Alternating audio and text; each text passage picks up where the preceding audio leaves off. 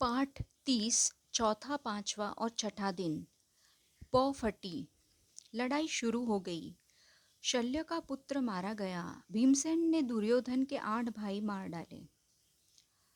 दुर्योधन ने भी निशाना साधकर भीमसेन की छाती पर एक भीषण अस्त्र चलाया। चोट खाकर भीम मूर्छित सा होकर रथ पर बैठ गया। अपने पिता का यह हाल देखकर घटोत्कच के क्रोध का ठिकाना न रहा।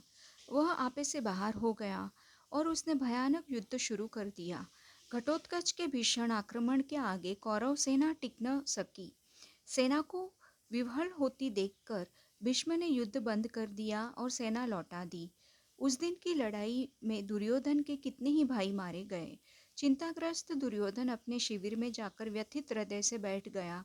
उसकी आंखें भर आई। संजय कुरुक्षेत्र के मैदान का आंखों देखा हाल धृतराष्ट्र को सुनाता जाता था। वहाँ का बयान सुनते सुनते धृतराष्ट्र व्यथित हो जाते थे। वह दुख उनकी सहन शक्ति से भारी हो जाता था तो वह कुछ कह सुनकर अपना शोक भार हल्का कर लेते। दुर्योधन बड़ी देर तक विचारों में डूबा रहा। इसी प्रकार सोचते सोचते उसे नींद आ गई। सुबह होने पर दोनों सेनाएं फिर युद्ध के लिए सज्जित हो गई। लड़ाई शुरू हो गई। उस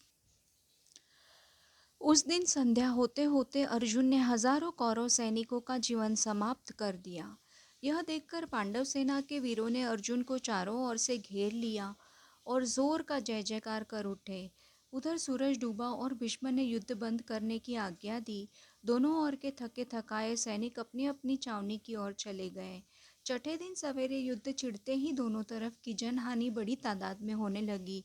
पर अंत में द्रोण ने वह तबाही मचाई कि पांडव सेना के पांव उखड़ गए। इसके बाद तो अंधाधुंध युद्ध होने लगा। अंत में दुर्योधन बुरी तरह घायल हुआ और बेहोश होकर रथ से गिर पड़ा। तब कृपाचार्य ने बड़ी चतुराई से उसे रथ पर ले लिया, जिससे दुर्योधन की जान बच गई। आकाश लाल हो चला। सूरज डूबना ही चाहता था। फिर भी कुछ मुहूर्त तक युद्ध जारी रहा। सूर्यास्त के बाद युद्ध समाप्त हुआ। आज का युद्ध इतना भयंकर था कि धृष्टद्युम्न और भीमसेन के सकुशल शिविर में लौट आने पर युधिष्ठिर ने बड़ा आनंद मनाया। उनकी खुशी की सीमा न थी।